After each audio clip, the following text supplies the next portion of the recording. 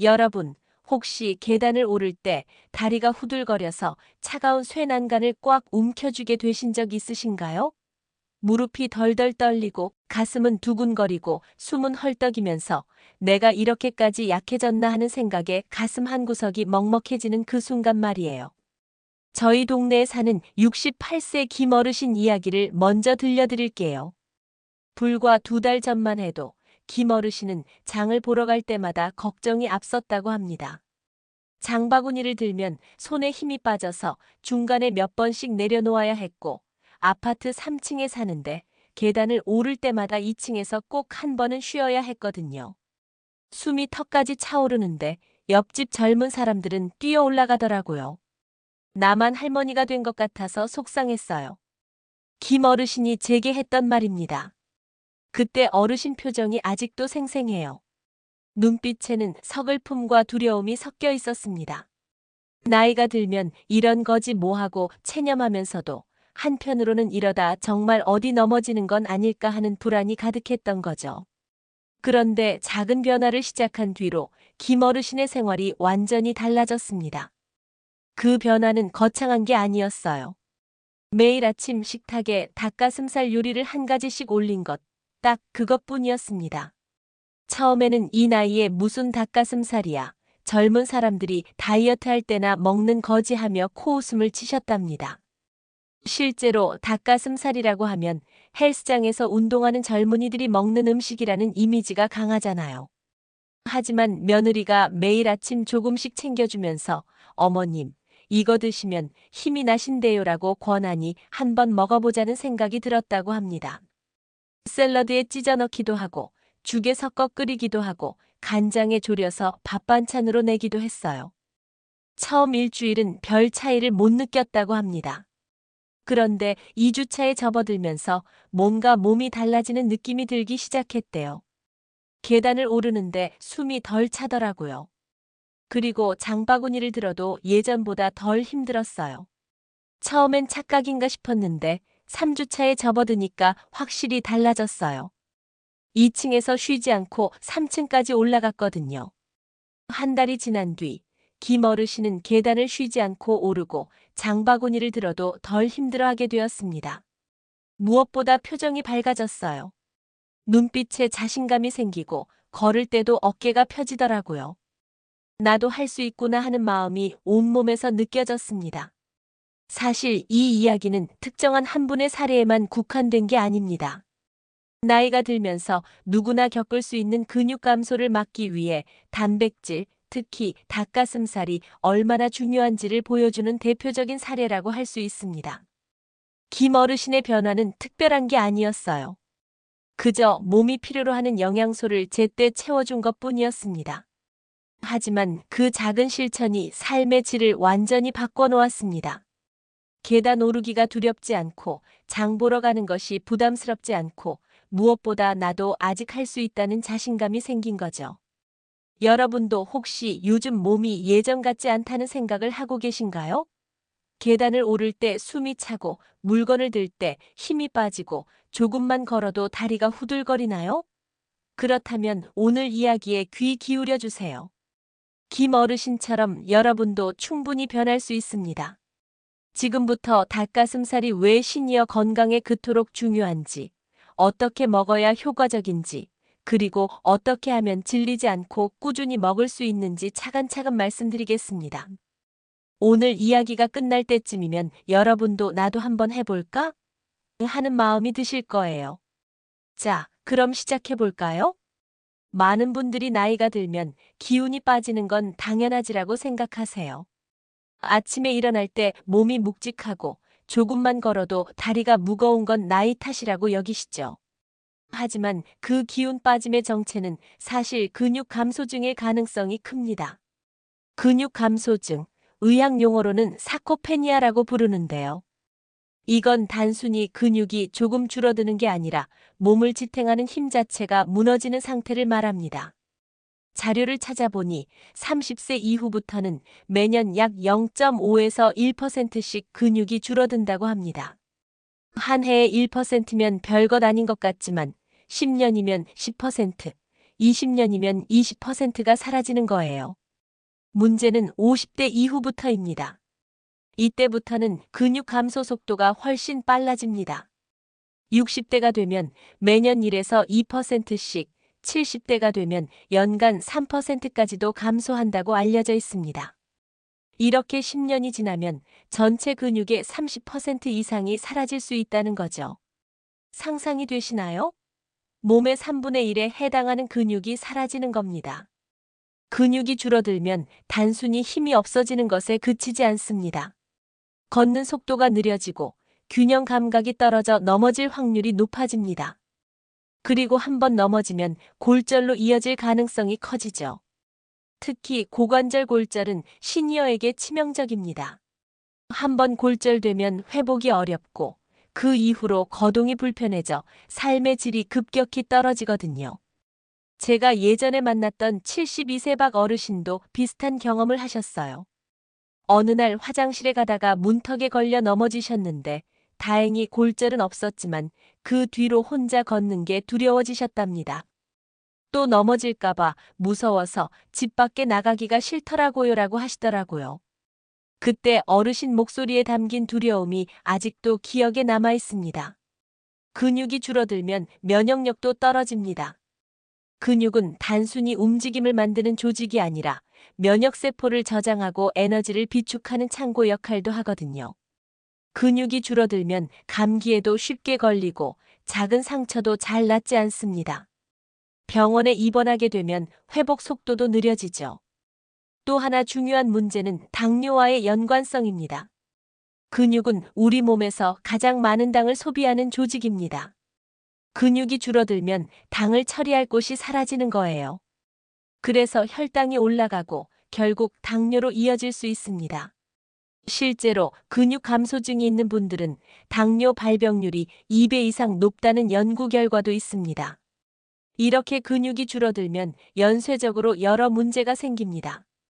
걷기 힘들어지고 넘어지고 골절되고 입원하고 회복이 더뎌지고 다시 근육이 줄어드는 악순환이 시작되는 거죠. 이런 악순환을 끊으려면 근육을 지켜야 합니다. 아니, 지키는 것만으로는 부족해요. 다시 키워야 합니다. 여기서 좋은 소식 하나 전해드릴게요. 근육은 나이와 상관없이 다시 만들 수 있습니다. 70대, 80대에도 적절한 영양 공급과 운동을 병행하면 근육을 되살릴 수 있다는 연구 결과가 많아요. 실제로 한 연구에서는 75세 이상 어르신들도 단백질 섭취를 늘리고 가벼운 운동을 병행하자 3개월 만에 근력이 20% 이상 증가했다고 합니다. 결국 건강 수명, 즉 스스로 생활할 수 있는 기간이 단축될지 연장될지는 근육에 달려 있다고 해도 과언이 아닙니다. 몸을 지탱하는 힘, 움직임의 기초, 생활의 원동력이 바로 근육이니까요. 그렇다면 근육을 지키고 다시 키우려면 무엇이 필요할까요? 바로 단백질입니다. 그리고 그 단백질 중에서도 닭가슴살이 왜 특별한지 다음 챕터에서 자세히 말씀드리겠습니다. 그렇다면 왜 닭가슴살 같은 단백질 음식이 중요한 걸까요? 이 질문에 답하려면 먼저 근육이 어떻게 만들어지고 유지되는지 이해해야 합니다. 근육은 자동차의 엔진과 같아요. 엔진이 움직이려면 연료가 필요한데 근육이 움직이고 성장하려면 바로 단백질이 필요합니다. 단백질은 근육을 구성하는 기본 재료일 뿐 아니라 우리 몸에서 수많은 역할을 합니다. 자료를 찾아보니 우리 몸은 매일 조금씩 근육을 분해하고 다시 만드는 과정을 반복한다고 해요. 이걸 근육 단백질 합성과 분해라고 부르는데 젊을 때는 이 균형이 잘 맞습니다. 분해되는 만큼 다시 만들어지니까 근육량이 유지되는 거죠. 그런데 나이가 들면 이 균형이 깨집니다. 분해되는 속도는 그대로인데 새로 만들어지는 속도가 느려지는 거예요. 그래서 단백질을 더 많이, 더 자주 먹어야 합니다. 젊을 때처럼 세 끼만 먹어서는 부족해요. 시니어는 매 끼니마다 충분한 단백질을 챙겨야 근육을 유지할 수 있습니다. 단백질은 근육만 만드는 게 아닙니다. 상처가 나면 그 상처를 회복시키는 것도 단백질이에요. 피부가 긁혔을 때, 뼈가 금이 갔을 때, 혈관이 손상됐을 때 모두 단백질이 필요합니다. 면역세포를 만들 때도 단백질이 쓰이고 호르몬을 분비할 때도 단백질이 관여하죠. 저희 어머니도 예전에 무릎 수술을 받으신 적이 있어요. 그때 의사 선생님이 회복하려면 단백질을 많이 드셔야 합니다라고 하시더라고요. 이유를 여쭤봤더니 상처가 아물고 조직이 재생되려면 단백질이 꼭 필요하다고 하셨습니다.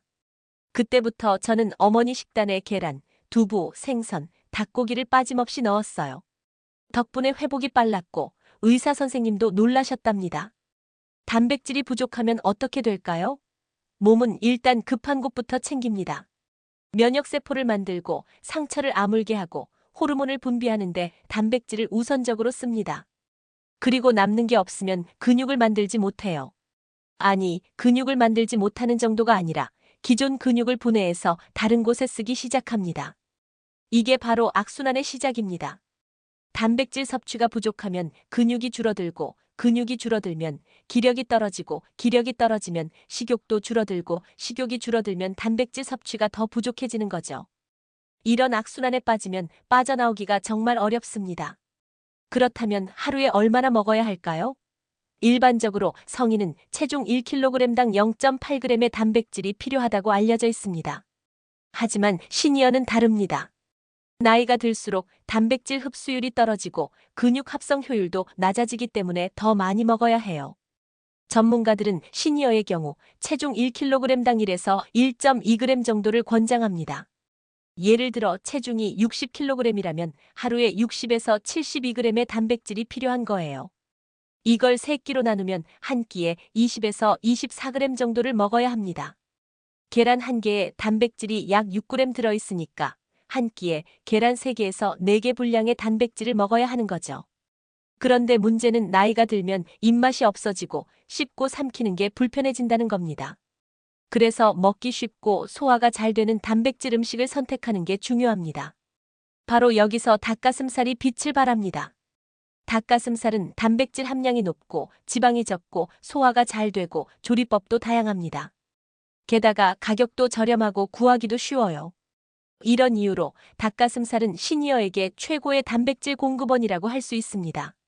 다음 챕터에서는 닭가슴살의 영양학적 가치를 더 자세히 들여다보겠습니다. 특히 근육 합성의 스위치를 켜주는 특별한 아미노산 이야기도 나올 거예요. 기대하셔도 좋습니다. 그 많은 단백질 음식 중 왜 하필 닭가슴살일까요? 소고기도 있고 돼지고기도 있고 생선도 있는데 말이에요. 이 질문에 답하려면 닭가슴살의 영양학적 가치를 제대로 들여다봐야 합니다. 먼저 수치부터 볼게요. 닭가슴살은 100g당 약 23g의 단백질이 들어있습니다. 계란 한 개에 들어있는 단백질이 약 6g이니까 닭가슴살 100g은 계란 거의 4개와 맞먹는 양입니다. 게다가 지방 함량은 100g당 1에서 2g 정도밖에 안 돼요. 소고기나 돼지고기에 비하면 지방이 훨씬 적죠. 지방이 적다는 건 소화가 잘 된다는 뜻이기도 합니다. 나이가 들면 소화 기능이 떨어지잖아요. 기름진 음식을 먹으면 속이 더부룩하고 체하기 쉬운데 닭가슴살은 그럴 걱정이 없어요. 부드럽게 익히면 씹기도 쉽고 소화도 빠르게 됩니다. 하지만 닭가슴살의 진짜 가치는 따로 있습니다. 바로 필수 아미노산인 류신이 풍부하다는 점입니다. 류신, 이 단어 처음 들어보시는 분도 많으실 거예요. 저도 처음 알았을 때 이게 뭐지? 했거든요. 하지만 알고 나니 정말 중요한 영양소더라고요. 류신은 근육 합성의 스위치를 켜주는 역할을 합니다. 마치 공장의 재료는 다 있는데 스위치를 켜지 않으면 기계가 돌지 않는 것처럼 류신이 부족하면 단백질을 아무리 먹어도 근육 합성이 제대로 이루어지지 않아요. 류신이 들어와야 비로소 몸이 이제 근육을 만들자고 신호를 보내는 겁니다. 자료를 찾아보니 한 연구에서 70세 이상 어르신들에게 류신이 풍부한 단백질을 섭취하게 했더니 근육 합성률이 30% 이상 증가했다고 해요. 같은 양의 단백질을 먹어도 류신이 많이 들어있느냐 없느냐에 따라 결과가 완전히 달라지는 거죠. 닭가슴살 100g에는 약 1.8g의 류신이 들어있습니다. 전문가들은 한 끼에 최소 2.5g의 류신을 섭취해야 근육 합성 효과가 제대로 나타난다고 합니다. 그러니까 닭가슴살 140g 정도만 먹으면 충분한 거예요. 손바닥만 한 크기면 됩니다. 또 하나 중요한 건 닭가슴살에 들어있는 비타민 B군입니다. 특히 비타민 B6과 나이아신이 풍부한데 이 영양소들은 단백질 대사를 돕는 역할을 합니다. 단백질을 먹기만 하면 되는 게 아니라 그걸 제대로 소화하고 흡수해서 근육으로 보내야 하는데 비타민 B군이 바로 그 과정을 돕는 거예요. 제가 예전에 영양학 책을 읽다가 인상 깊었던 문구가 있어요. 단백질은 벽돌이고 류신은 시멘트이고 비타민은 미장이다. 벽돌만 있다고 벽이 만들어지는 게 아니라 시멘트로 붙이고 미장이가 다듬어야 제대로 된 벽이 되는 것처럼 근육도 마찬가지라는 뜻이죠. 그렇다면 닭가슴살과 다른 고기를 비교해 볼까요? 소고기 안심도 단백질이 풍부하지만 지방 함량이 높고 가격도 비쌉니다. 돼지고기는 비타민 B일은 많지만 류신 함량은 닭가슴살보다 낮아요. 생선은 오메가3 지방산이 풍부해서 좋지만 매일 먹기엔 부담스러운 가격이죠. 반면 닭가슴살은 가격도 저렴하고 마트나 시장 어디서나 쉽게 구할 수 있습니다. 조리법도 다양해서 질리지 않고 꾸준히 먹을 수 있어요. 찌거나 삶거나 굽거나 볶거나 조리거나 죽으로 끓이거나 방법이 무궁무진합니다. 저희 어머니도 처음엔 닭가슴살이 퍽퍽하고 맛없다고 하셨어요. 그런데 조리법을 조금씩 바꿔가며 드렸더니 이제는 오히려 좋아하세요. 올리브유에 마늘과 함께 살짝 볶거나 간장에 졸여서 밥 반찬으로 내거나 샐러드에 찢어 넣으면 맛도 좋고 씹기도 편하다고 하시더라고요. 닭가슴살의 또 다른 장점은 보관이 쉽다는 겁니다. 냉동실에 넣어두면 몇 달이고 보관할 수 있어요.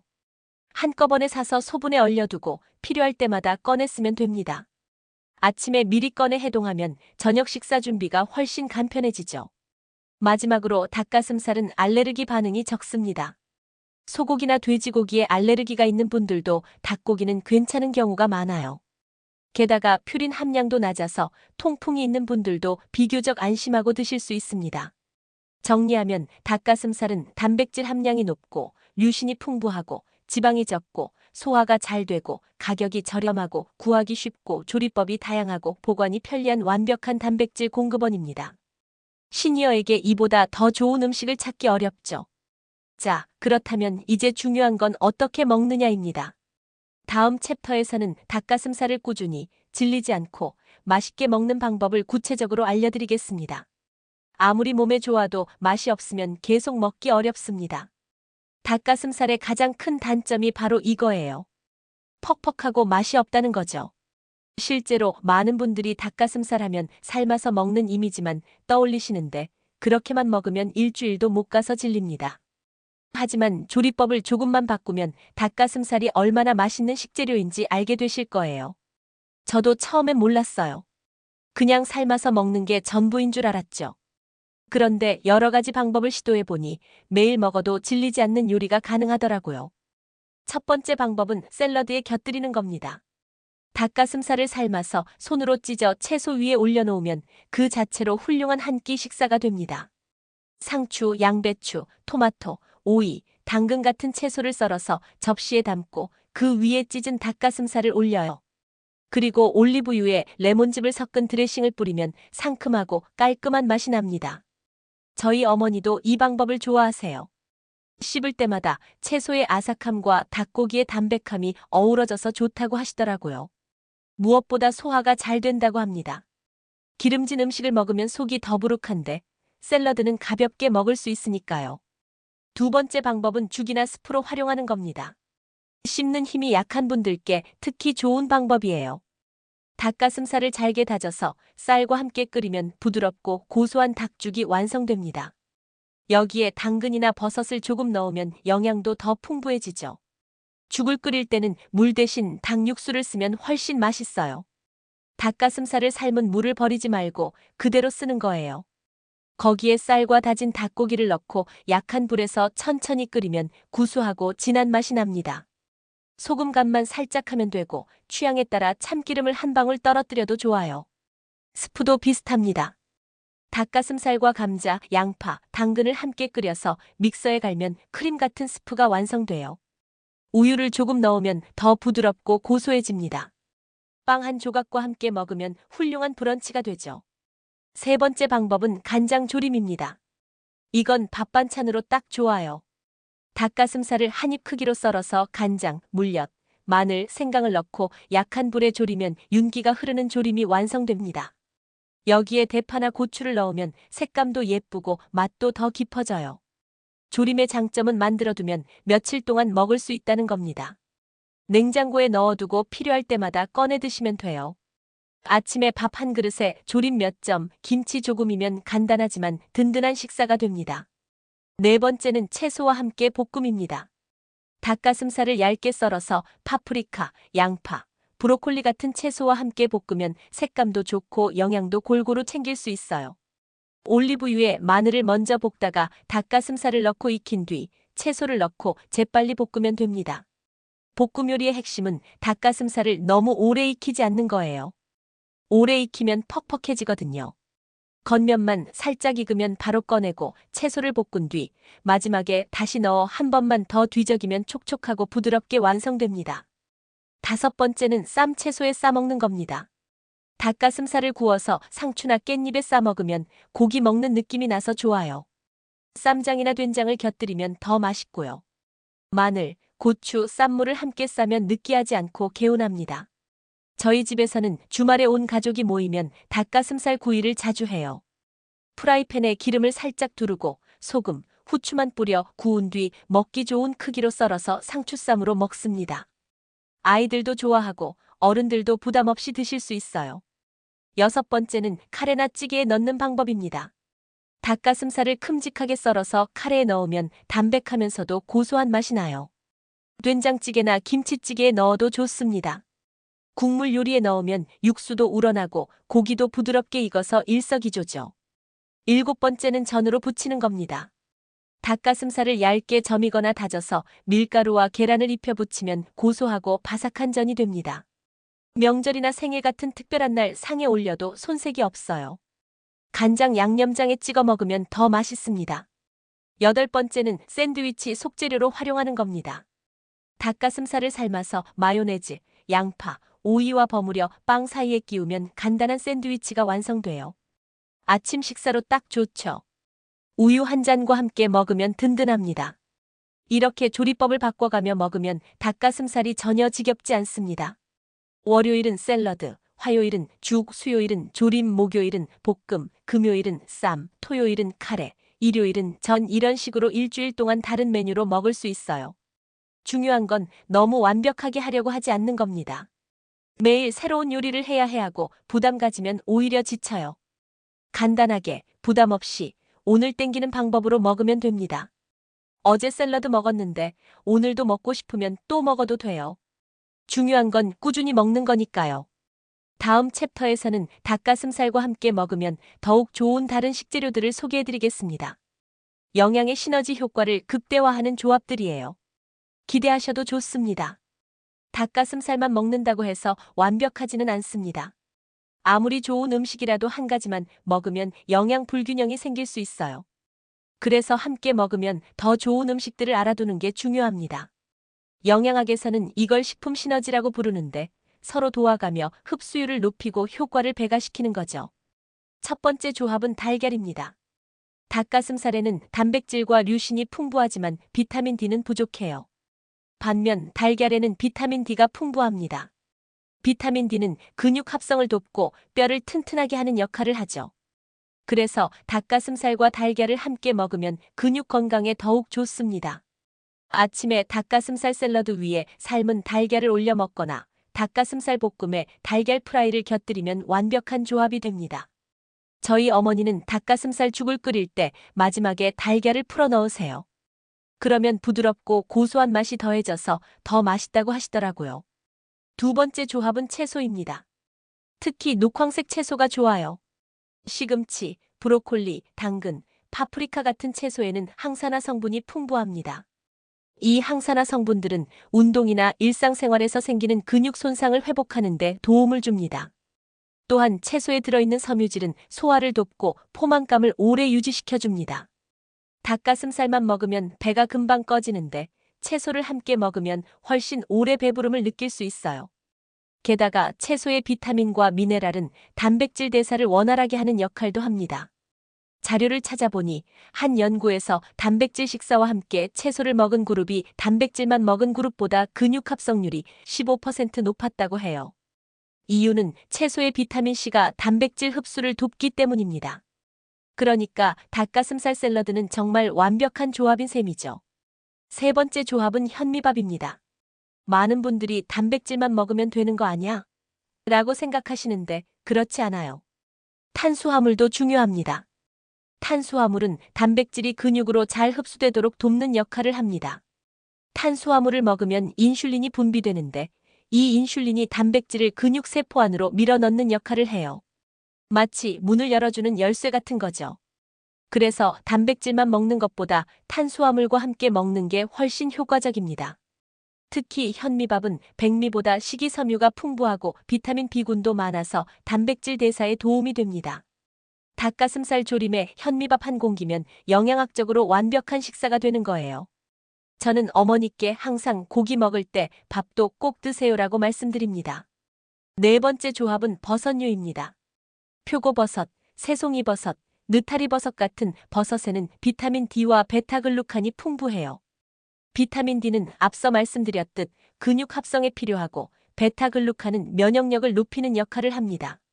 닭가슴살과 버섯을 함께 볶거나 전골로 끓이면 맛도 좋고 영양도 풍부합니다. 버섯의 쫄깃한 식감과 닭가슴살의 담백한 맛이 잘 어울려요. 간장으로 살짝 간을 하면 밥 반찬으로도 훌륭하죠. 다섯 번째 조합은 견과류입니다. 아몬드, 호두, 잣 같은 견과류에는 좋은 지방과 비타민 E가 들어있어요. 비타민 E는 항산화 작용을 해서 근육 회복을 돕습니다. 또한 견과류의 지방은 단백질 흡수를 천천히 지속적으로 이루어지게 해서 근육이 오랫동안 영양을 공급받을 수 있게 합니다. 닭가슴살 샐러드 위에 견과류를 부숴서 뿌리면 고소한 맛이 더해지고 영양도 풍부해집니다. 하루에 한 줌 정도만 먹으면 충분해요. 너무 많이 먹으면 칼로리가 높아지니 적당히 먹는 게 중요합니다. 여섯 번째 조합은 두부입니다. 두부도 단백질이 풍부한 식품이에요. 닭가슴살과 두부를 함께 먹으면 동물성 단백질과 식물성 단백질을 골고루 섭취할 수 있습니다. 두부찌개에 닭가슴살을 넣거나 두부와 닭가슴살을 함께 볶으면 부드럽고 담백한 요리가 완성됩니다. 일곱 번째 조합은 요구르트입니다. 요구르트에는 유산균이 풍부해서 장 건강에 좋아요. 장이 건강해야 영양소 흡수도 잘 됩니다. 아침에 닭가슴살 샐러드를 먹고 후식으로 요구르트를 먹으면 소화도 잘 되고 영양도 골고루 챙길 수 있습니다.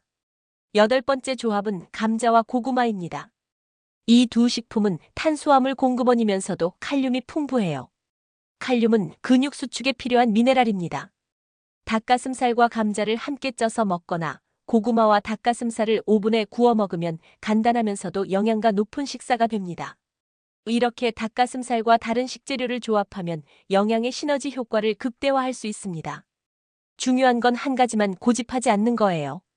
오늘은 달걀과 내일은 채소와 모레는 버섯과 함께 먹으면서 다양하게 조합하면 됩니다. 다음 챕터에서는 실제로 닭가슴살을 꾸준히 먹은 분들의 이야기를 들려드리겠습니다. 어떤 변화를 경험했는지, 얼마나 달라졌는지 생생한 사례를 통해 확인해 보세요. 앞서 챕터 1에서 말씀드린 68세 김 어르신 이야기 기억하시나요? 계단을 오르기 힘들어 하시던 분이 닭가슴살을 꾸준히 드신 뒤 삶이 완전히 달라졌다는 이야기 말이에요. 사실 김 어르신만의 이야기가 아닙니다. 제 주변에도 비슷한 경험을 하신 분들이 많아요. 72세 박 어르신도 그중 한 분입니다. 박 어르신은 당뇨가 있으셔서 혈당 관리 때문에 고생하셨어요. 약을 먹어도 혈당이 잘 떨어지지 않고 몸은 자꾸 무거워지고 기운은 없고 그런 상태가 계속되었습니다. 아침에 일어나면 몸이 천근만근이더라고요. 거울을 보면 얼굴도 푸석푸석하고 눈에도 생기가 없고 이게 나인가 싶었어요. 박 어르신이 제게 하신 말씀입니다. 그때 어르신 목소리에는 체념과 우울함이 가득했어요. 당뇨 때문에 먹고 싶은 것도 못 먹고 몸은 점점 약해지는데 어떻게 해야 할지 막막하다고 하셨습니다. 그러다 보건소에서 영양교육을 받으셨대요. 거기서 단백질 섭취가 중요하다는 걸 알게 되셨고 특히 닭가슴살이 당뇨 환자에게 좋다는 이야기를 들으셨답니다. 지방이 적고 단백질이 풍부해서 혈당을 안정시키는 데 도움이 된다고요. 처음에는 반신반의했답니다. 고기 먹으면 혈당 올라가는 거 아니야? 하고 생각하셨대요. 하지만 의사 선생님도 권하시고 보건소 영양사님도 권하시니 한번 해보자는 마음으로 시작하셨습니다. 매일 아침 닭가슴살 70g 정도를 채소와 함께 먹기 시작했어요. 샐러드로 먹거나 죽으로 끓여 먹거나 볶음으로 먹거나 하면서 꾸준히 드셨습니다. 그리고 2달 뒤 놀라운 변화가 찾아왔습니다. 혈당 수치가 떨어졌어요. 공복 혈당이 140에서 110으로 내려갔더라고요. 의사 선생님도 깜짝 놀라셨어요. 약도 줄일 수 있게 됐고요. 혈당만 좋아진 게 아니었어요. 몸에 힘이 생기고 아침에 일어날 때 개운하고 걸을 때도 다리가 덜 무겁다고 하셨습니다. 무엇보다 표정이 밝아지셨어요. 눈빛에 생기가 돌고 말씀하실 때 목소리에도 힘이 실리더라고요. 박 어르신은 지금도 매일 닭가슴살을 드신답니다. 이제는 안 먹으면 뭔가 허전해요. 몸이 닭가슴살을 찾는 것 같아요라고 하시더라고요. 습관이 된 거죠. 그리고 그 습관이 건강을 지켜주고 있는 겁니다. 또 다른 사례도 있어요. 65세 이 어르신은 무릎 관절염 때문에 고생하셨어요. 계단은 물론이고 평지를 걷는 것도 힘들어 하셨죠. 병원에서는 체중을 줄이고 근력을 키우라고 했지만 어떻게 해야 할지 막막하셨답니다. 운동을 하라고 하는데 무릎이 아파서 운동을 못 하겠더라고요. 악순환이었어요. 움직이지 않으니 체중은 늘고 체중이 늘면 무릎은 더 아프고. 이 어르신은 일단 식단부터 바꾸기로 하셨어요. 탄수화물을 줄이고 단백질을 늘리는 방향으로 조정하셨습니다. 특히 닭가슴살을 매일 한 끼 이상 드시기 시작했어요. 그리고 가벼운 스트레칭과 의자에 앉아서 할 수 있는 운동을 병행하셨습니다. 3달 뒤 체중이 5kg 줄었고 무릎 통증도 많이 완화되었답니다. 가장 놀라운 건 계단을 오를 수 있게 되었다는 거예요. 물론 천천히 조심스럽게 오르지만 예전처럼 불가능하지는 않게 된 거죠. 닭가슴살 덕분에 근육이 생긴 것 같아요. 다리에 힘이 들어가고 무릎이 덜 흔들려요. 예전에는 계단만 봐도 한숨이 나왔는데 이제는 한번 올라가 볼까? 하는 생각이 들어요. 이 어르신의 말씀입니다. 근육이 생기니 무릎에 가는 부담이 줄어든 거예요. 그리고 체중이 줄어들면서 관절에 가해지는 압력도 감소한 겁니다. 일석이조였죠. 이런 사례들을 보면 알 수 있습니다. 닭가슴살을 꾸준히 먹는 것만으로도 삶의 질이 크게 달라질 수 있다는 걸요.